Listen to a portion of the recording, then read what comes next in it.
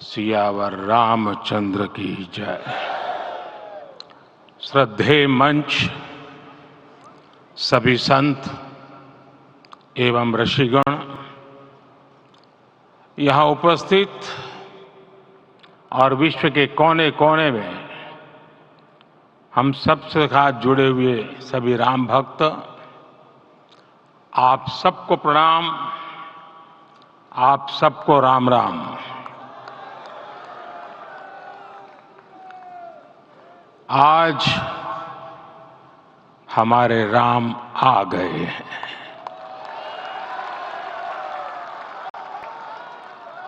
सदियों की प्रतीक्षा के बाद हमारे राम आ गए हैं। सदियों का अभूतपूर्व धैर्य, अनगिनत बलिदान, त्याग और तपस्या के बाद हमारे प्रभु राम आ गए हैं। इस शुभ घड़ी की आप सभी को, समस्त देशवासियों को बहुत बहुत बधाई। मैं अभी गर्भगृह में ईश्वरीय चेतना का साक्षी बनकर आपके सामने उपस्थित हुआ हूं। कितना कुछ कहने को है, लेकिन कंठ अवरुद्ध है। मेरा शरीर अभी भी स्पंदित है, चित्त अभी भी उस पल में लीन है।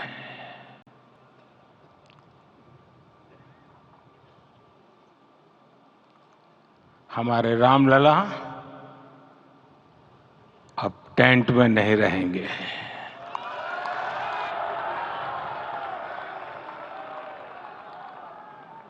हमारे रामलला अब इस दिव्य मंदिर में रहेंगे।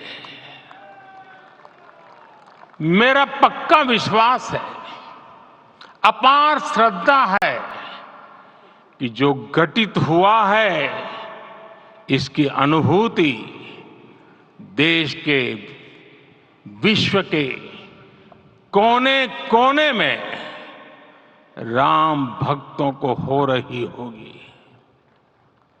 ये क्षण अलौकिक है, ये पल पवित्रतम है। ये माहौल, ये वातावरण, ये ऊर्जा, ये घड़ी प्रभु श्री राम का हम सब पर आशीर्वाद है। 22 जनवरी 2024 का ये सूरज एक अद्भुत आभा लेकर आया है।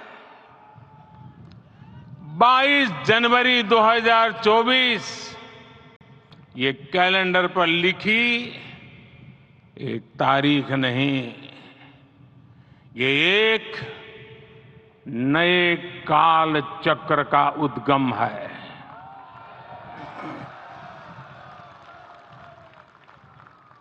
राम मंदिर के भूमि पूजन के बाद से प्रतिदिन पूरे देश में उमंग और उत्साह बढ़ता ही जा रहा था।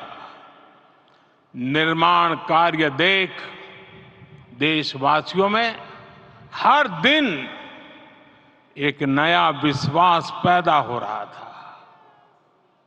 आज हमें सदियों के उस धैर्य की धरोहर मिली है।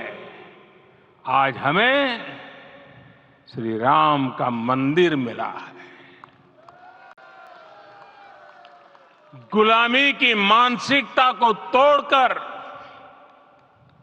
उठ खड़ा हो राष्ट्र। अतीत के हर दंश से हौसला लेता हुआ राष्ट्र ऐसे ही नव इतिहास का सृजन करता है। आज से 1000 साल बाद भी लोग आज की इस तारीख की, आज के इस पल की चर्चा करेंगे। और ये कितनी बड़ी राम कृपा है कि हम सब इस पल को जी रहे हैं, इसे साक्षात घटित होते देख रहे हैं। आज दिन दिशाएं, दिग दिगंत सब दिव्यता से परिपूर्ण है। ये समय सामान्य समय नहीं है। ये काल के चक्र पर सर्वकालिक शाही से अंकित हो रही अमिट स्मृति रेखाएं हैं।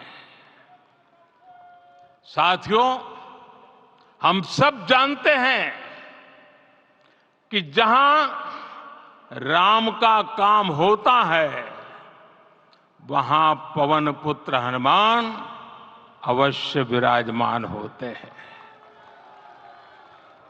इसलिए मैं राम भक्त हनुमान और हनुमान गढ़ी को भी प्रणाम करता हूं। मैं माता जानकी, लक्ष्मण जी, भरत, शत्रुघ्न सबको नमन करता हूं। मैं पावन अयोध्यापुरी और पावन सरयू को भी प्रणाम करता हूं। मैं इस पल दैवीय अनुभव कर रहा हूं कि जिनके आशीर्वाद से ये महान कार्य पूरा हुआ है। वे दिव्य आत्माएं, वे दैवीय विभूतियां भी इस समय हमारे आसपास उपस्थित है। मैं इनसे भी दिव्य चेतनाओं को भी कृतज्ञता पूर्वक नमन करता हूं। मैं आज प्रभु श्री राम से क्षमा याचना भी करता हूं। हमारे पुरुषार्थ, हमारे त्याग, तपस्या में कुछ तो कमी रह गई होगी कि हम इतनी सदियों तक ये कार्य कर नहीं पाए। आज वो कमी पूरी हुई है।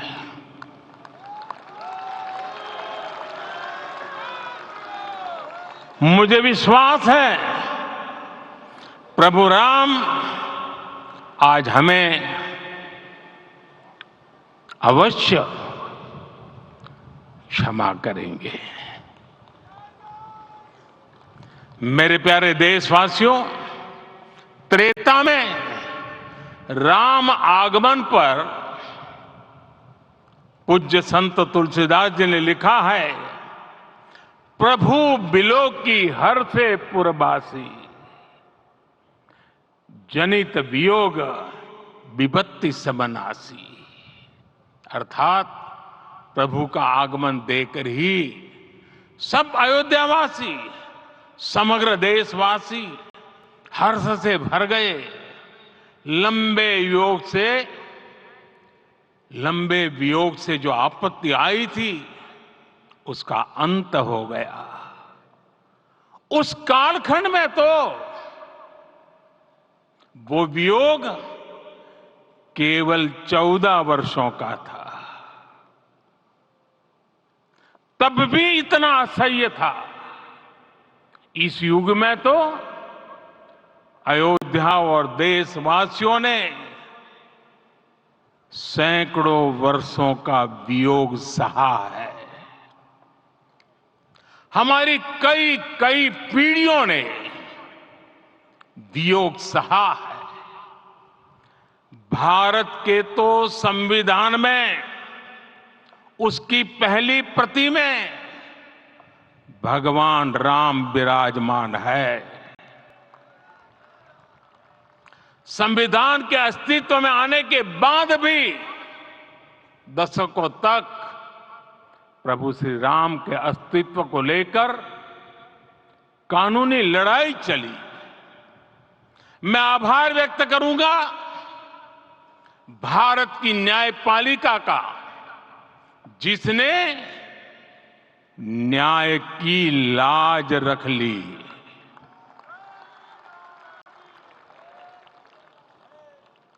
न्याय के पर्याय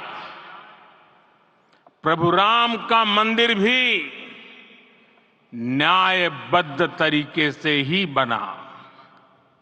साथियों, आज गांव-गांव में एक साथ कीर्तन संकीर्तन हो रहे हैं। आज मंदिरों में उत्सव हो रहे हैं, स्वच्छता अभियान चलाए जा रहे हैं। पूरा देश आज दीपावली मना रहा है।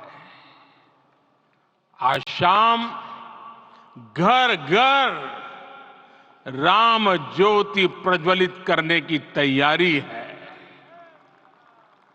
कल मैं श्री राम के आशीर्वाद से धनुषकोडी में राम सेतु के आरंभ बिंदु अरिचल मुनाई पर था। जिस घड़ी प्रभु राम समुद्र पार करने निकले थे, वो एक पल था जिसने काल चक्र को बदला था। उस भावमय पल को महसूस करने का मेरा ये विनम्र प्रयास था। वहां पर मैंने पुष्प वंदना की। वहां मेरे भीतर एक विश्वास जगा कि जैसे उस समय काल चक्र बदला था, उसी तरह अब काल चक्र फिर बदलेगा और शुभ दिशा में बढ़ेगा। अपने 11 दिन के व्रत अनुष्ठान के दौरान मैंने उन स्थानों का चरण स्पर्श करने का प्रयास किया जहां प्रभु राम के चरण पड़े थे। चाहे वो नासिक का पंचवटी धाम हो, केरला का पवित्र त्रिपायर मंदिर हो, आंध्र प्रदेश में लेपाक्षी हो, श्रीरंगम में रंगनाथ स्वामी मंदिर हो, रामेश्वरम में श्री रामनाथ स्वामी मंदिर हो, या फिर धनुषकोडी। मेरा सौभाग्य है कि इसी पुनीत पवित्र भाव के साथ मुझे सागर से सरयू तक की यात्रा का अवसर मिला। सागर से सरयू तक हर जगह राम नाम का वही उत्सव भाव छाया हुआ है। प्रभु राम तो भारत की आत्मा के कण कण से जुड़े हुए हैं। राम भारतवासियों के अंतर मन में विराजे हुए हैं। हम भारत में कहीं भी किसी की अंतरात्मा को छुएंगे तो इस एकत्व की अनुभूति होगी, और यही भाव सब जगह मिलेगा। इससे उत्कृष्ट, इससे अधिक देश को समायोजित करने वाला सूत्र और क्या हो सकता है। मेरे प्यारे देशवासियों, मुझे देश के कोने कोने में अलग अलग भाषाओं में रामायण सुनने का अवसर मिला है, लेकिन विशेषकर पिछले 11 दिनों में रामायण अलग अलग भाषा में अलग राज्यों से मुझे विशेष रूप से सुनने का मौका मिला। राम को परिभाषित करते हुए ऋषियों ने कहा है, रमन्ते यस्मिन् इति रामः, अर्थात जिसमें रम जाए वही राम है। राम लोक की स्मृतियों में, पर्वत से लेकर परंपराओं में सर्वत्र समाये हुए हैं। हर युग में लोगों ने राम को जिया है। हर युग में लोगों ने अपने अपने शब्दों में अपनी अपनी तरह से राम को अभिव्यक्त किया है। और ये राम रस जीवन प्रवाह की तरह निरंतर बहता रहता है। प्राचीन काल से भारत के हर कोने के लोग राम रस का आचमन करते रहे हैं। राम कथा असीम है और रामायण भी अनंत है।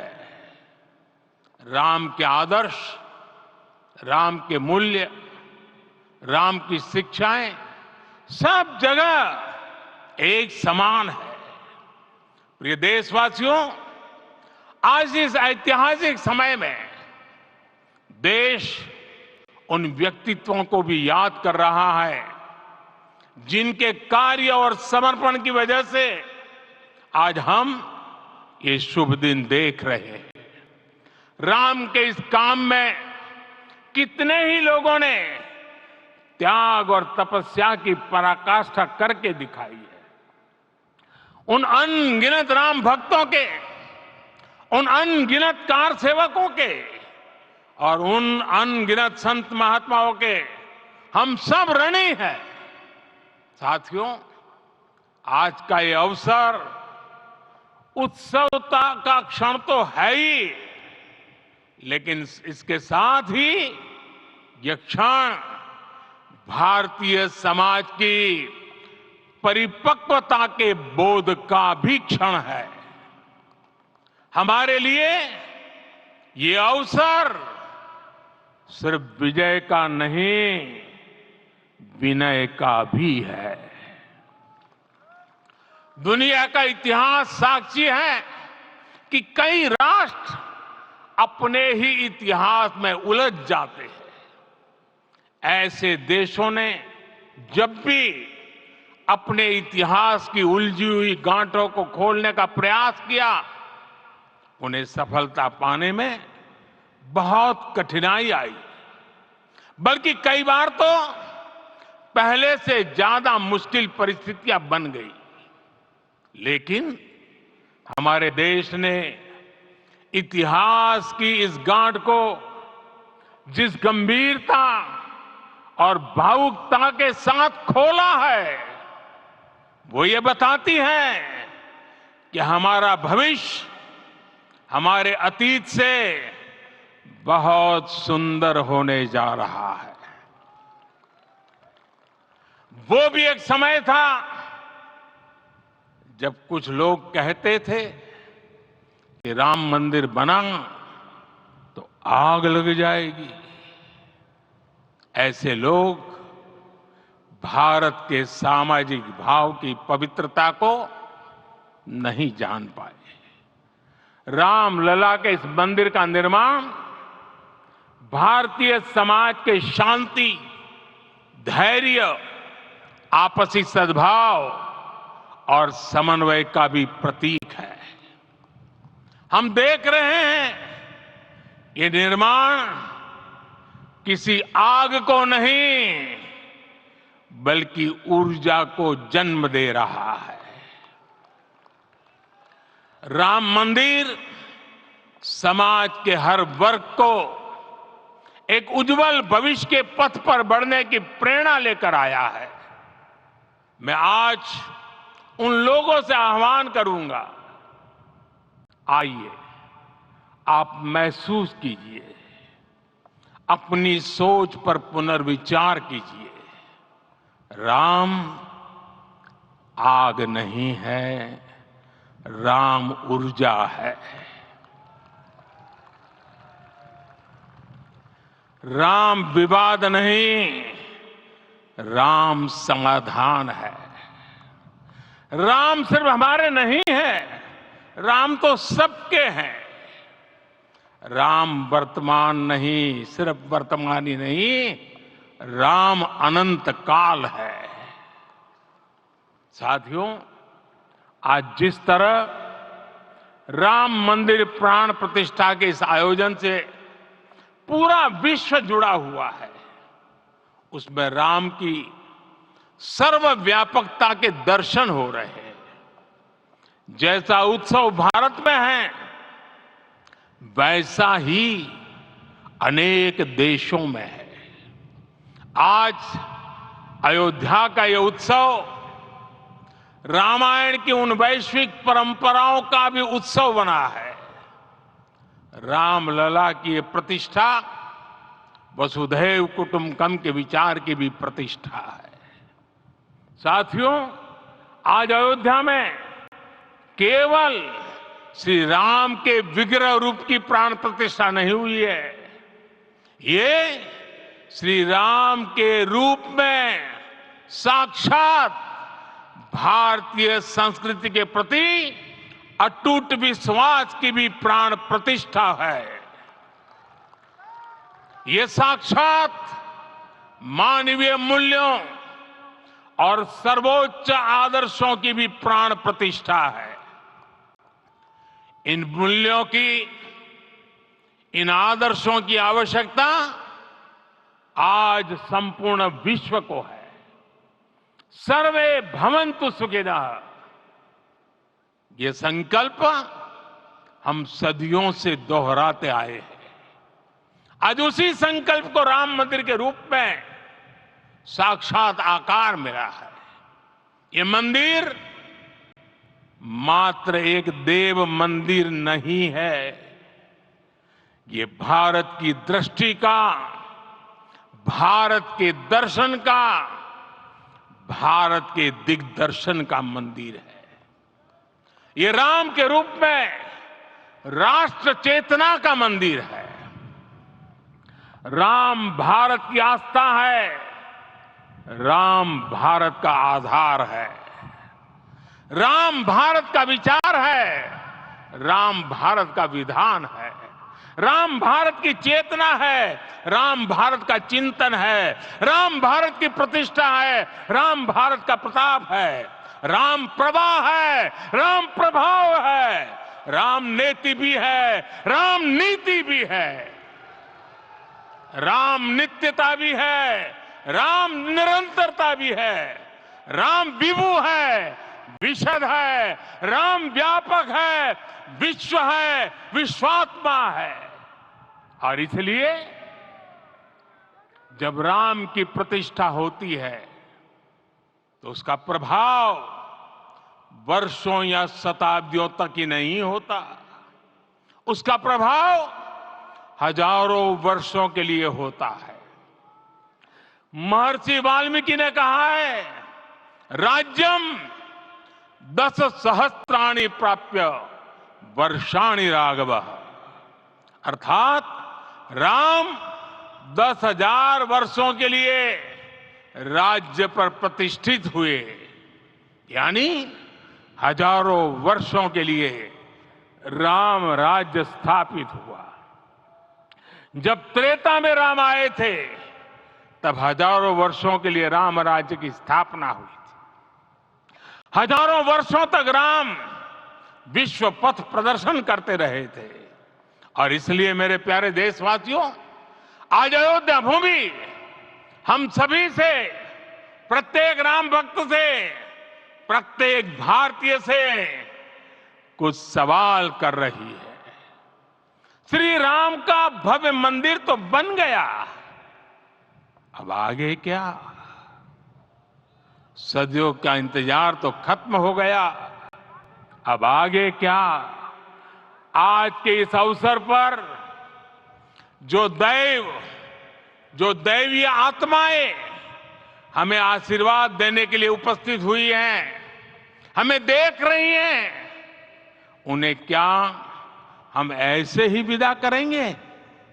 नहीं, कदापि नहीं। आज मैं पूरे पवित्र मन से महसूस कर रहा हूं कि काल चक्र बदल रहा है। ये सुखद संयोग है कि हमारी पीढ़ी को एक कालजयी पथ के शिल्पकार के रूप में चुना गया है।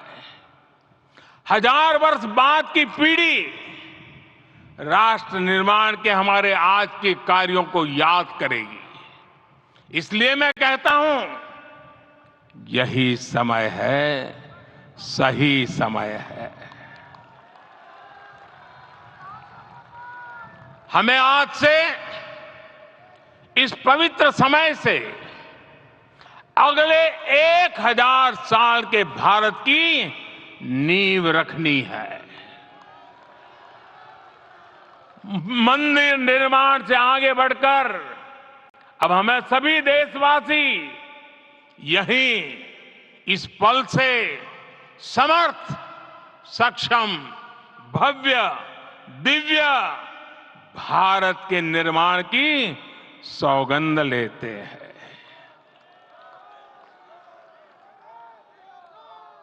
राम के विचार मानस के साथ ही जनमानस में भी हो, यही राष्ट्र निर्माण की सीढ़ी है। साथियों, आज के युग की मांग है कि हमें अपने अंतःकरण को विस्तार देना होगा। हमारी चेतना का विस्तार देव से देश तक, राम से राष्ट्र तक होना चाहिए। हनुमान जी की भक्ति, हनुमान जी की सेवा, हनुमान जी का समर्पण, ये ऐसे गुण हैं जिन्हें हमें बाहर नहीं खोजना पड़ता। प्रत्येक भारतीय में भक्ति, सेवा और समर्पण के भाव समर्थ, सक्षम, भव्य, दिव्य भारत का आधार बनेंगे। और यही तो है देव से देश और राम से राष्ट्र की चेतना का विस्तार। दूर सुदूर जंगल में, कुटिया में जीवन गुजारने वाली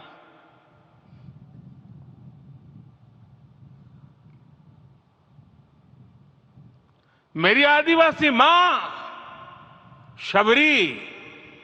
शबरी का ध्यान आते ही अप्रतिम विश्वास जागृत होता है। मां शबरी तो कब से कहती थी, राम आएंगे।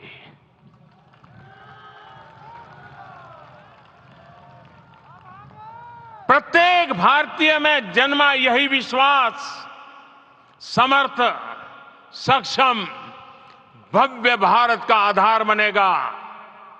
और यही तो है देव से देश और राम से राष्ट्र की चेतना का विस्तार। हम सब जानते हैं कि निषाद राज की मित्रता सभी बंधनों से परे है। निषाद राज का राम के प्रति सम्मोहन, प्रभु राम का निषाद राज के लिए अपनापन कितना मौलिक है। सब अपने हैं, सभी समान है। प्रत्येक भारतीय में अपनत्व की, बंधुत्व की ये भावना समर्थ, सक्षम, भव्य, दिव्य भारत का आधार बनेगी। और यही तो है देव से देश और राम से राष्ट्र की चेतना का विस्तार। साथियों, आज देश में निराशा के लिए रत्ती भर भी स्थान नहीं है। मैं तो बहुत सामान्य हूं, मैं तो बहुत छोटा हूं। अगर कोई ये सोचता है तो उसे गिलहरी के योगदान को याद करना चाहिए। गिलहरी का स्मरण ही हमें हमारी इस हिचक को दूर करेगा, हमें सिखाएगा कि छोटे बड़े हर प्रयास की अपनी ताकत होती है अपना योगदान होता है और सबके प्रयास की यही भावना समर्थ, सक्षम, भव्य, दिव्य भारत का आधार बनेगी। और यही तो देव से देश और राम से राष्ट्र की चेतना का विस्तार। साथियों, लंकापति रावण प्रकांड ज्ञानी थे, अपार शक्ति के धनी थे, लेकिन जटायु जी की मूल्य निष्ठा देखिए। वे महाबली रावण से भिड़ गए। उन्हें भी पता था कि वो रावण को परास्त नहीं कर पाएंगे, लेकिन फिर भी उन्होंने रावण को चुनौती दी। कर्तव्य की यही पराकाष्ठा समर्थ, सक्षम, भव्य, दिव्य भारत का आधार है। और यही तो है देव से देश और राम से राष्ट्र की चेतना का विस्तार। आइए हम संकल्प लें कि राष्ट्र निर्माण के लिए हम अपने जीवन का पल पल लगा देंगे। राम काज से राष्ट्र काज, समय का पल पल, शरीर का कण कण राम समर्पण को राष्ट्र समर्पण के ध्येय से जोड़ देंगे। मेरे देशवासियों, प्रभु श्री राम की हमारी पूजा विशेष होनी चाहिए। ये पूजा स्व से ऊपर उठ करके समष्टि के लिए होनी चाहिए। ये पूजा अहम से उठकर वयम के लिए होनी चाहिए। प्रभु को जो भोग चढ़ेगा वो विकसित भारत के लिए हमारे परिश्रम की पराकाष्ठा का प्रसाद भी होगा। हमें नित्य पराक्रम, पुरुषार्थ, समर्पण का प्रसाद प्रभु राम को चढ़ाना होगा। इनसे नित्य प्रभु राम की पूजा करनी होगी, तब हम भारत को वैभवशाली और विकसित बना पाएंगे। मेरे प्यारे देशवासियों, ये भारत के विकास का अमृत काल है। आज भारत युवा शक्ति की पूंजी से भरा हुआ है, ऊर्जा से भरा हुआ है। ऐसी सकारात्मक परिस्थितियां फिर न जाने कितने समय बाद बनेगी। हमें अब चूकना नहीं है, हमें अब बैठना नहीं है।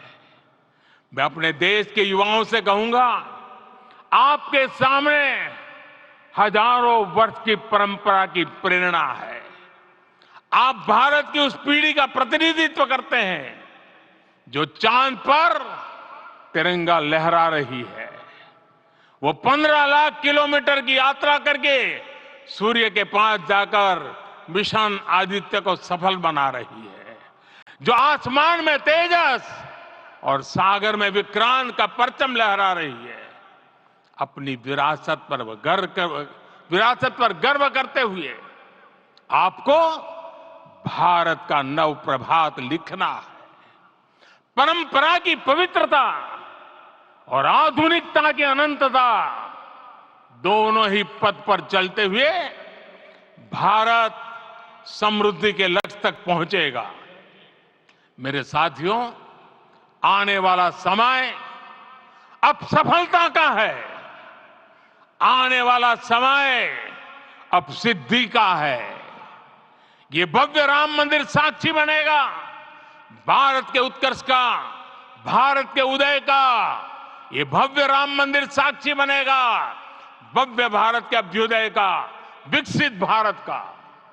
ये मंदिर सिखाता है कि अगर लक्ष्य सत्य प्रमाणित हो, अगर लक्ष्य सामूहिकता और संगठित शक्ति से जन्मा हो, तब उस लक्ष्य को प्राप्त करना असंभव नहीं है। ये भारत का समय है और भारत अब आगे बढ़ने वाला है। शताब्दियों की प्रतीक्षा के बाद हम यहां पहुंचे हैं। हम सब ने इस युग का, इस कालखंड का इंतजार किया है। अब हम रुकेंगे नहीं, हम विकास की ऊंचाई पर जाकर ही रहेंगे। इसी भाव के साथ रामलला के चरणों में प्रणाम करते हुए आप सभी को बहुत बहुत शुभकामनाएं। सभी संतों के चरणों में मेरे प्रणाम। सियावर रामचंद्र की, सियावर रामचंद्र की, सियावर रामचंद्र की।